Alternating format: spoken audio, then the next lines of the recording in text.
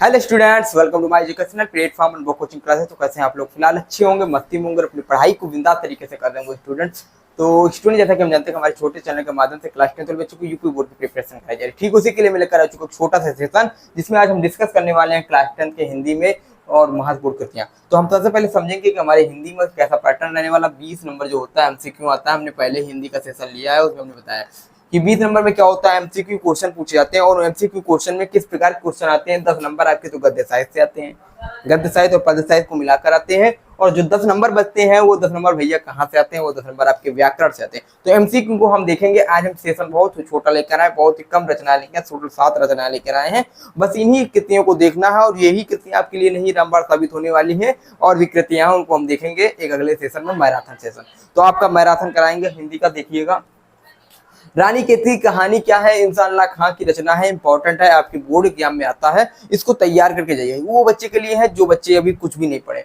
ठीक, तो रानी केतकी कहानी है, इंसानल्लाह खां ने लिखा है, तैयार कर लीजिएगा, इंपॉर्टेंट है रानी केतकी कहानी। उसने कहा था, ये कृतियां भी इंपॉर्टेंट है। उसने कहा था किसने लिखा? चंद्रधर शर्मा जी ने क्या लिखा है?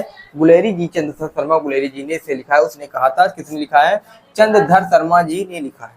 अब देखिए, जो कृतियां हम बताएं इनको जाके आप किसी एक गूगल या चैट जीपीटी पे आप जाके सर्च करिएगा, तो जिससे आपको उस कृतियों से क्या होगा और भी नॉलेज जाके मिलेगा, या किसी बुक में जाके सर्च कीजिएगा। ठीक, तो हम क्या करते हैं, रानी केतकी कहानी को जैसे देखा हमने यहाँ पढ़ाया, तो आप जाके इसको गूगल पे जब सर्च करिएगा रानी केतकी कहानी, तो आपको उसके साथ साथ और भी कहानियां हैं जो आपको मिलेंगी, जो आपके माइंड में जो आप कवर होगी। इससे क्या कर सकते हैं, हम कवर कर याद कर सकते हैं। ठीक, जिससे आपको याद लंबे समय तक याद रहेगा। ये याद करने का तरीका है, ये हमारे पढ़ाने का तरीका नहीं, याद करने का तरीका, कि आप जो भी हम बता रहे हैं उसको जाके सर्च कीजिए कहाँ है ये।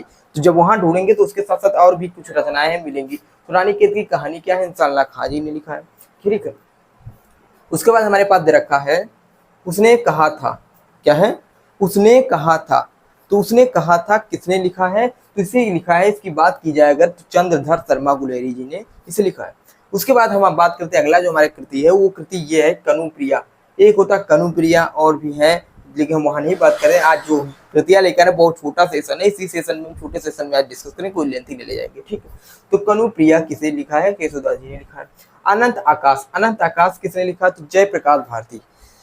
ठीक, आकाश, आकाश में भैया सूरज निकलता तो प्रकाश होगा, तो आकाश और प्रकाश। ठीक, तो आकाश प्रकाश यानी इस तरह याद कर सकते हैं, अनंत प्रकाश, अनंत आकाश, जयप्रकाश भारती। ठीक, उसके बाद बात कर सकते हैं कनुप्रिया का कनु, केशव का केशव। ठीक, उसी तरह हम ट्रिक बना के ऐसा कर सकते हैं, बाण भट्ट की आत्मकथा। तो बाण भट्ट की आत्मकथा है भैया, पूछा जाता है, उपन्यास है। तो किसने लिखा है ये बाण भट्ट की आत्मकथा? हजारी प्रसाद द्विवेदी, आपके पाठ्यक्रम के सिलेबस में है, तो इसको आप तैयार करके जा सकते हैं, हजारी प्रसाद द्विवेदी। झूठा सच यशपाल जी ने लिखा है, तो उसको हम तैयार कर सकते हैं। झूठा सच किसने लिखा है? तो यशपाल जी ने लिखा है झूठा सच। शेखर एक जीवनी अज्ञे की है। अज्ञे का पूरा नाम क्या होता है?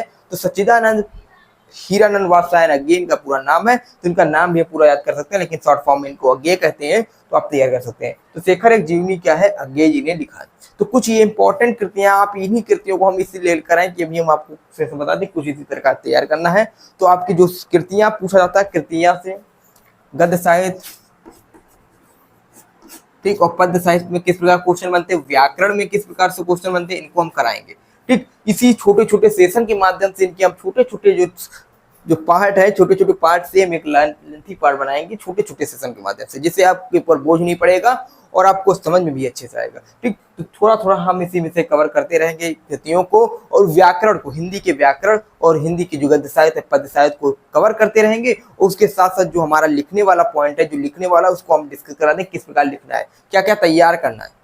क्योंकि हिंदी भैया, हिंदी अंग्रेजी लैंग्वेज सब्जेक्ट है, इसमें जितना लिखो उतना कम है। ठीक, और भैया आप लोग तैयार करते रहिए। बस आपका पेपर 2026 में होगा, तो बच्चे 2025 अभी भी तैयारी प्रिपरेशन नहीं तैयार के शुरू हो जाओ, और हमारे चैनल को सब्सक्राइब कर दो, उसके साथ साथ बेल आइकन दबा दो। ठीक, और वीडियो को शेयर कर दो अपने दोस्तों के पास, क्योंकि इसी चैनल के माध्यम से हम अच्छी तैयार कराएंगे। बस आप लोग जुड़े रहिएगा हमारे छोटे चैनल के माध्यम से। अगर आप लोगों का सपोर्ट और प्यार बना रहा तो लाइव क्लास लाने का प्रयास करते रहेंगे, आपके पास लाइव क्लासेस आएंगी। ठीक है, तो ये आप लोगों का प्यार और मेहरबानी के हिसाब से हो सकता है। अगर आप लोगों का प्यार सपोर्ट बना रहा, 1 के सब्सक्राइबर हो गए और चैनल मोनेटाइज हो गया, तो हम लाइव क्लास लाने की प्रयास करेंगे और लाइव क्लास लाएंगे, आपकी ही सेशन में लाएंगे, कोई दिक्कत नहीं। ठीक है, तो आप लोग देख लीजिएगा, ये हमारे इंपॉर्टेंट कृतियां हैं। रानी केतकी की कहानी इंसानल्लाह खां, उसके बाद उसने कहा था चंद्रधर शर्मा गुलेरी, कनुप्रिया केशवदास, अनंत आकाश जयप्रकाश भारती, बाणभट्ट की आत्मकथा हजारी प्रसाद द्विवेदी, टूटा सा चेसपाल और शेखर एक जूनियर अज्ञे।